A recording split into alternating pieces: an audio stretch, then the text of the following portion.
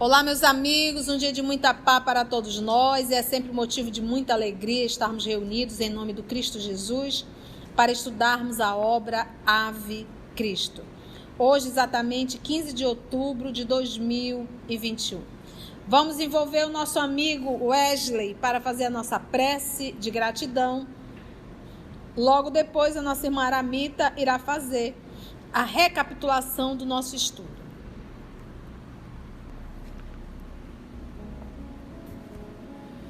Querido Mestre Jesus, obrigado por mais uma vez estarmos todos aqui presentes para o estudo do livro Ave Cristo. Que o Senhor possa inspirar a Conceição para que estes ensinamentos possam tocar os nossos corações, que nós possamos absorver e trazer para o nosso dia a dia todos esses ensinamentos que ocorreram há séculos atrás, mas que ainda são muitos atuais. Hoje em dia, vivemos os mesmos problemas, as mesmas situações do que aconteceu há muitos anos atrás. Obrigado, querido Deus, fique conosco hoje e sempre, que assim seja. No nosso último estudo, para não perdermos a linha do tempo, né? Corria o ano de 217, Tassiano nasceu em 216, então ele tinha 1 ano de idade, quando Varro saiu numa aventura a mando de Galba, mas era uma armadilha, e nessa viagem ele tomou o lugar de Corvino e assumiu a identidade de Corvino. O navio que ele estava, ele abandonou o navio e chega nas costas da Itália, e ele da Itália ele vai para Lyon. Ele chega em Lyon, procura o Horácio Níger, que o Corvino, antes de falecer, recomendou e deu o dinheiro que ele tinha recolhido em Roma. Então ele chega e conta para o Horácio Níger toda a história dele, e o Horácio diz que ele pode ficar, né? E fala que o Corvino tomava conta das crianças. Então nesse momento chegam duas crianças, e ele acolhe essas 2 crianças, e ele termina, né? Nós vimos no final no nosso estudo passado, que ele diz assim, que Quito Varro havia passado. Os anos rolariam para frente e o ministério do novo Corvino ia começar. Então, começou o ministério dele em 217, quando ele chega em Lyon e deixa de ser Quinto Varro, e agora ele é o irmão Corvino. Obrigada, Aramita. Então, vamos lá, gente. Vamos iniciar agora o capítulo 4, Aventura de Mulher. O ano de 233, então vamos recordar, o livro começou no ano de 217, o menino Tassiano já tinha nascido, já estava aproximadamente com 1 ano, e de 217 para 233 se passaram 16 anos, então o nosso Tassiano está aqui com aproximadamente 17 anos, tá? Entrando aí já na fase adulta. Faça essa anotação aí no seu livro, para você não se perder. O ano de 233 desdobrava-se célere sobre o drama das nossas personagens. Em Roma, a família Vetúrio desfrutava todos os favores da riqueza, cercada de privilégios e de escravos. Quem era a família Vetúrio, Aramita? Era o Opílio Vetúrio, e tem 2 filhos com a primeira esposa, e ele queria casar com a mulher do Varro.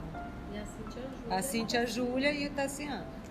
Recordando que ele praticamente deixou bem subentendido isso, envenenou a própria mulher.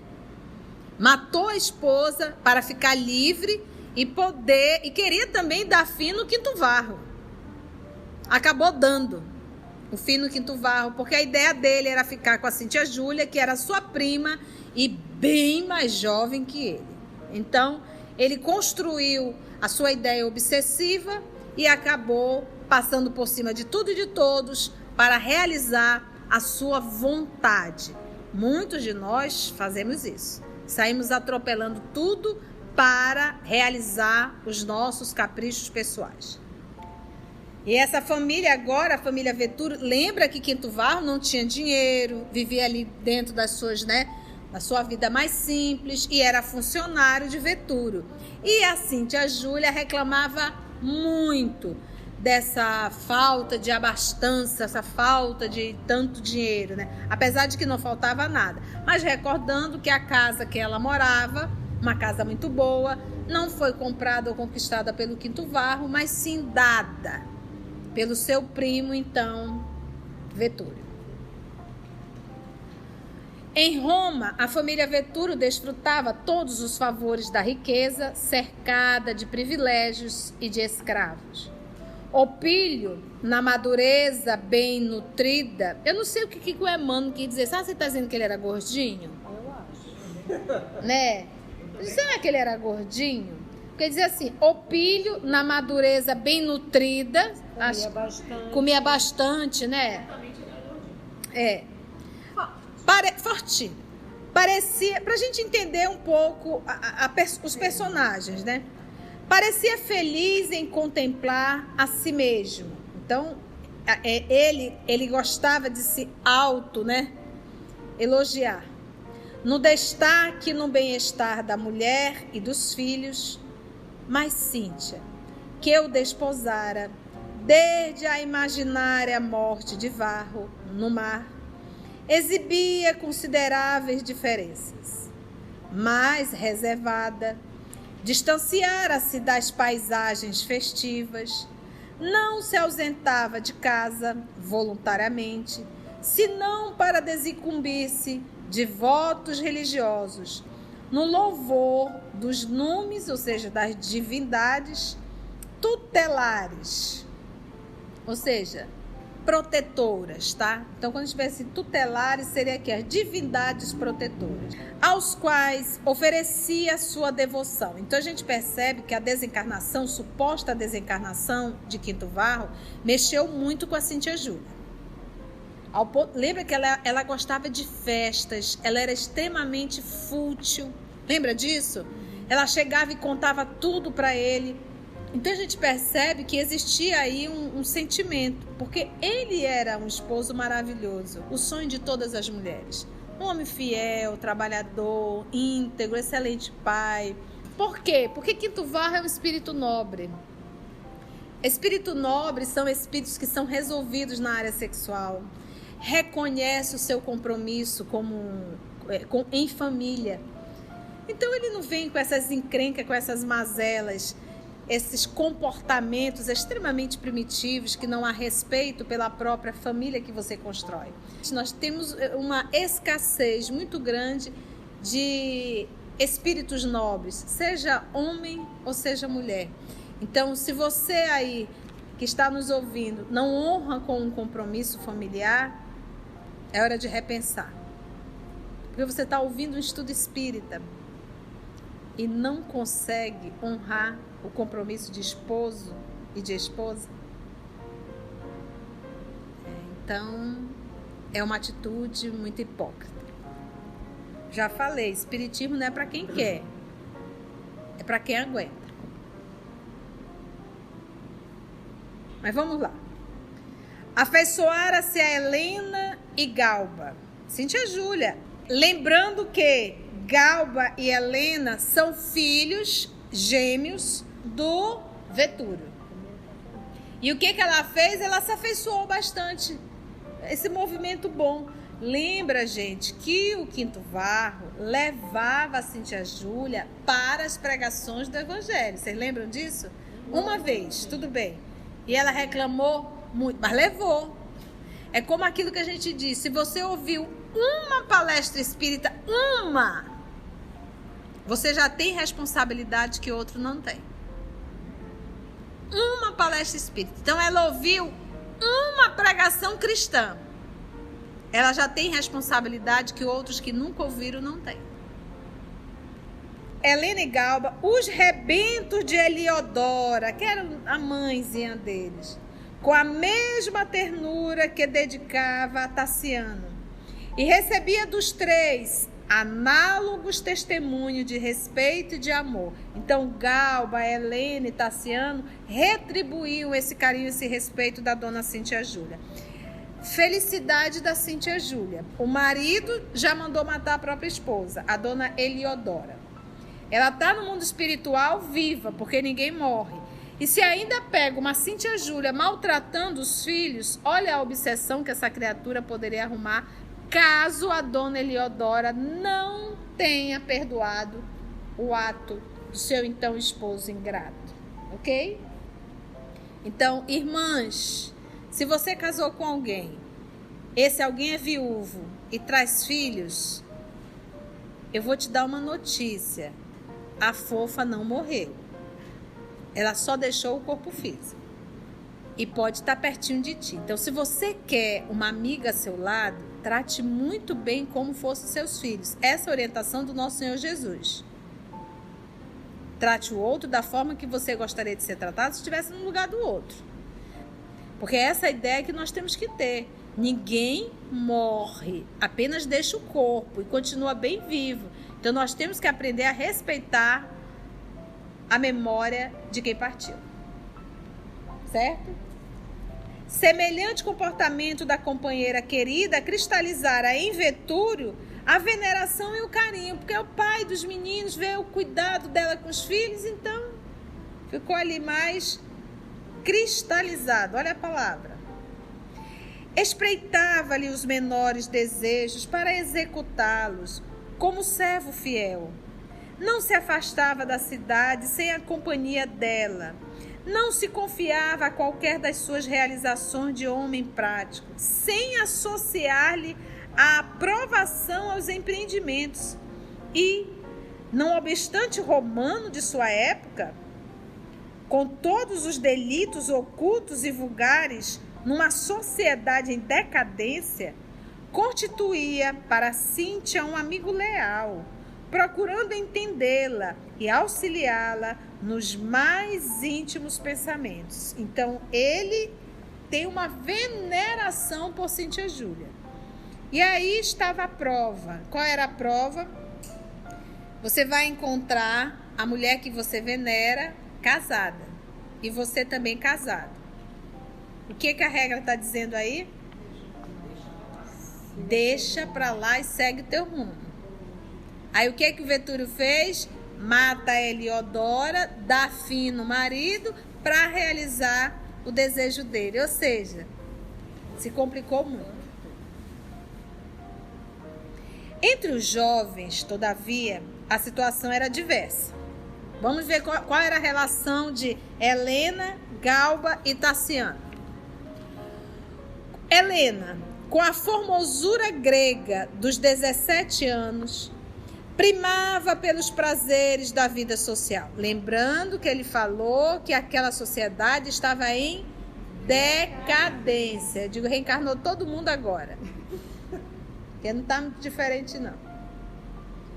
Pelos prazeres da vida social. Então, olha só. Formosura grega dos 17 anos, primava pelos prazeres da vida social, entregando-se inveteradamente aos jogos e distrações, sem qualquer apego a virtudes domésticas e, enquanto Tassiano se dedicava ao estudo, fascinado pelas tradições patrícias, quase que constantemente mergulhado na filosofia e na história, Galba, que ele detestava um ambiente espiritual, não fazia segredo da sua intimidade com tribunos mal-educados e proxenetas inconscientes.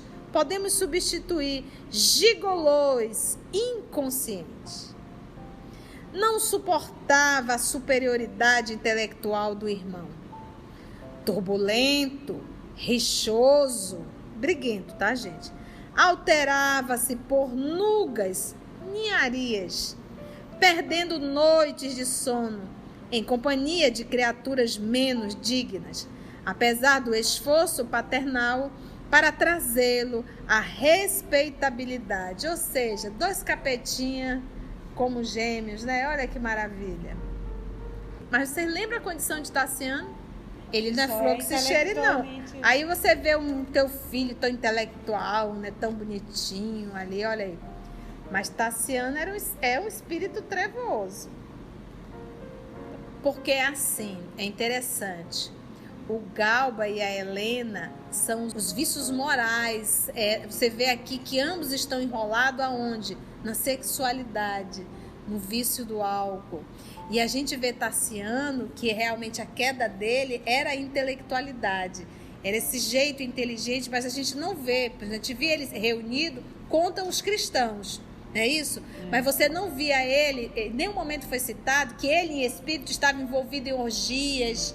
Não era falado. A crenca dele não é esse. Era o orgulho de raça. Você vê aqui que o Emmanuel diz assim, olha, ele se dedicava ao estudo, olha a palavra aqui, ó, fascinado pelas tradições patrícias. Então, a encrenca do Galba e a Helena são os vícios morais. A encrenca do Tassiano é o orgulho.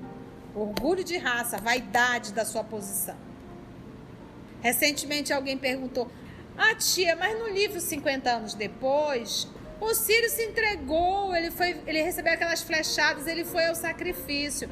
Mas aí quando volta no livro Renúncia, que ele retorna como Carlos, ele apronta muito. Então ele regrediu? Não. A experiência dele como escravo, ele tirou nota 10. Envolvido religião. Quando ele voltou novamente em religião, mas agora pelo lado do poder, ele se perdeu todo. Tirou 0. É por isso que a tia sempre fala, nós sempre vamos estar falando. Quais as provações que normalmente nós nos enrolamos todos? Dinheiro, poder, beleza física e sexo. Então volta aqui. Então Tassiano, essa é a encrenca dele. Então é interessante no nosso estudo de obras póstumas de hoje, falando de obsessão. Quer estudar, vai lá no livro Obras Póstumas, que está no nosso canal. Mas o que é que nós aprendemos hoje? Que os espíritos avaliam qual é o nosso tema central. Qual o tema central de Galba, perdão? Sexo. Qual o tema central da Helena? Sexo. Qual o tema central de Tassiano? Orgulho. Entendeu?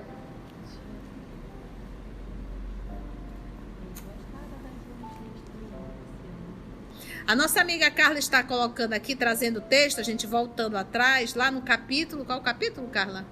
Ela que pegou no capítulo 1, retrata assim, olha. Falando de Tassiano, gente. Sabia-se fora do corpo físico, mas longe de encontrar as paisagens das narrações de Virgílio, cuja leitura lhe merecer especial atenção, vira-se incompreensivelmente atraído para as bacanais da sociedade em decadência, ou seja, se a sociedade está decaindo faz tempo, né? Sendo surpreendido depois do túmulo, tão somente por si próprio, com a sua velha sede de sensações. Então, ele também participava dos bacanais, mesmo depois de desencarnados. Agora, lembra que o processo dele da reencarnação, quem foi que o convidou à reencarnação? O próprio Quinto Vá. Vamos lá, então. Mas nesse momento aqui, você vê que ele está conseguindo superar essa encrenca. Porque o pai avisou o trabalho que ele teria. E ele conseguiu superar legal. Você vê que ele está no meio, porque é assim que a vida nos convida a passar por provas.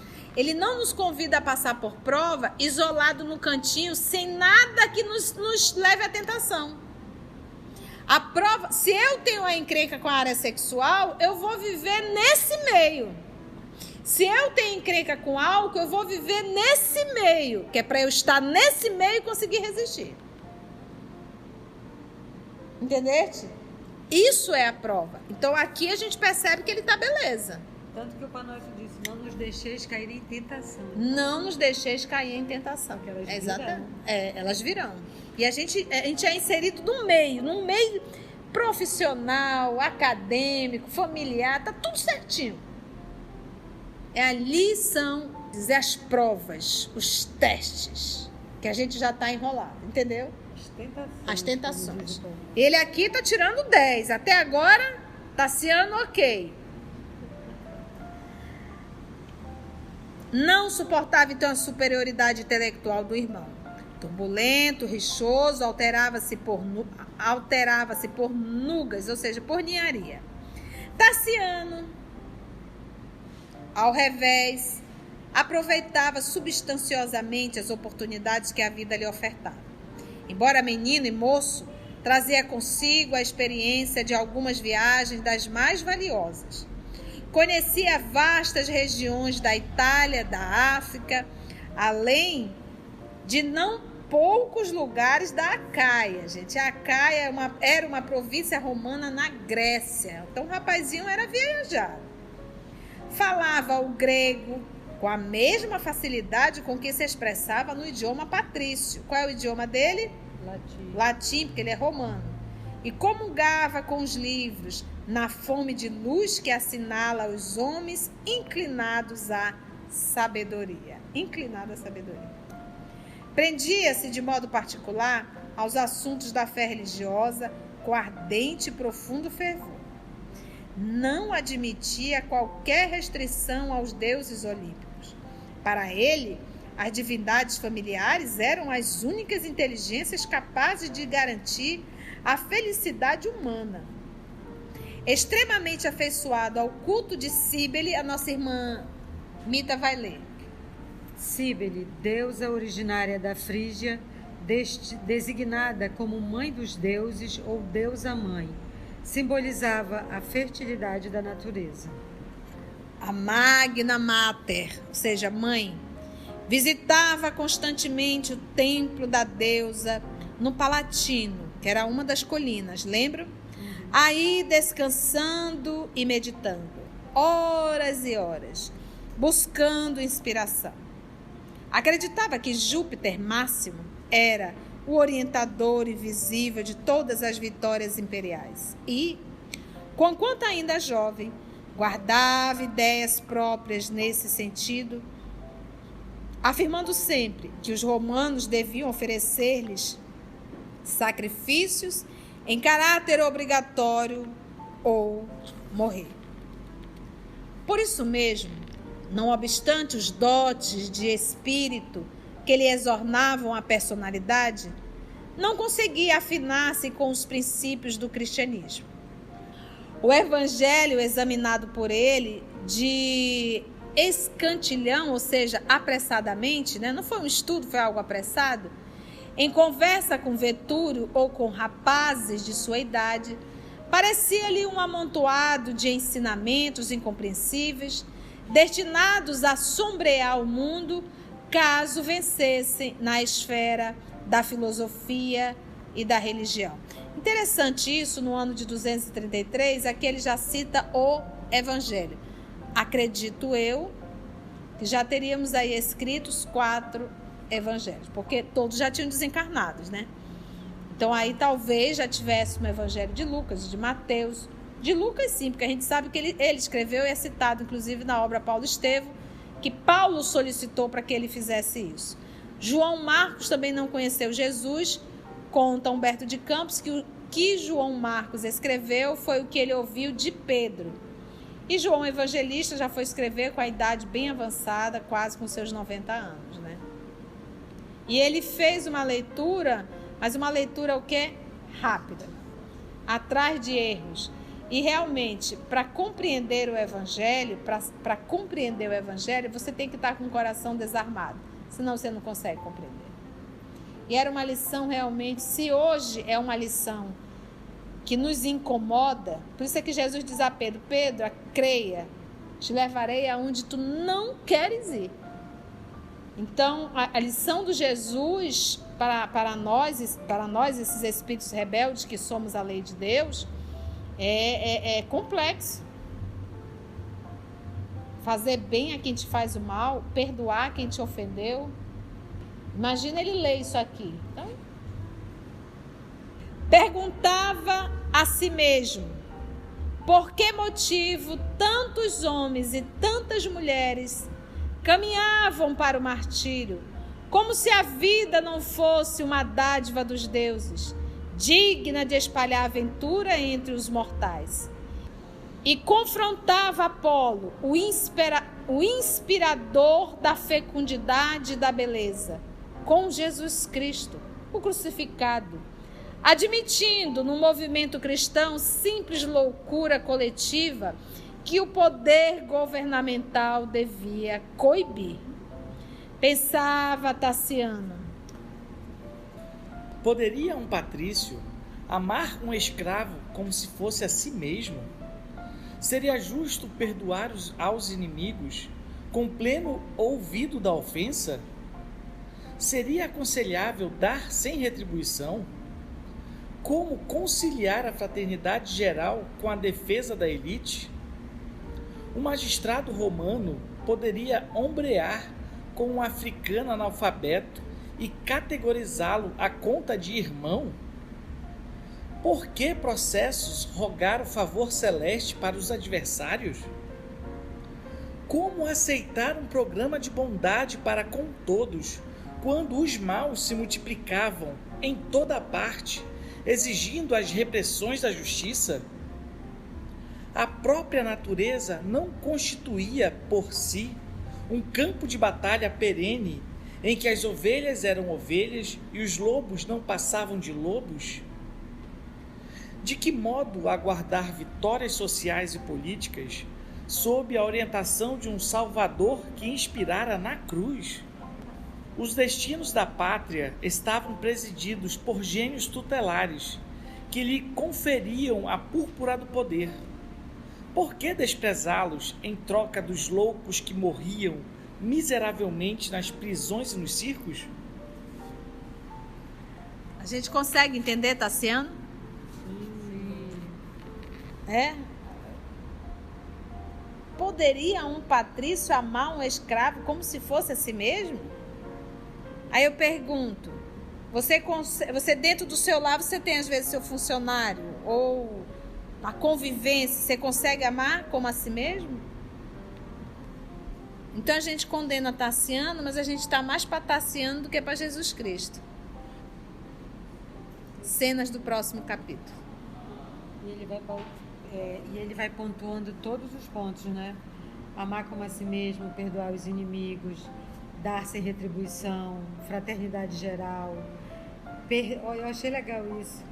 Rogar favor celeste para os adversários, nem lascando, né? Quando que a pessoa faz mal pra gente e a gente diz, ô Senhor, tem de piedade do fulano. Protege a Conceição. Protege. A gente fica só aqui, Deus tarda, mas não fala. E quando acontece alguma coisa, justiça divina. Deus tarda, mas não falha. Toma! Bem feito. Bem feito. A gente se alegra.